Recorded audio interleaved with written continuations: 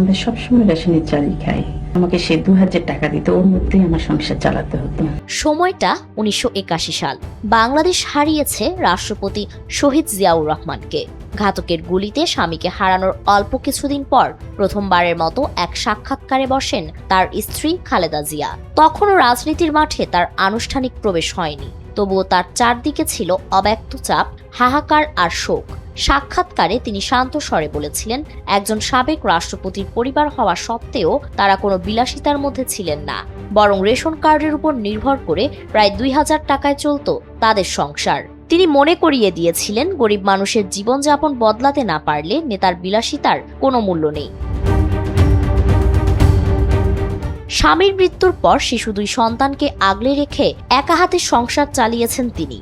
মা হিসেবে দায়িত্ব, আবার শহীদ রাষ্ট্রপতির স্মৃতি, দুইয়ের ভার নিয়েই দাঁড়িয়েছিলেন নতুন অধ্যায়ের দ্বার প্রান্তে। কিন্তু রাজনীতিতে পা রাখার পর শুরু হয় তার সংগ্রামের আরো কঠিন সময়।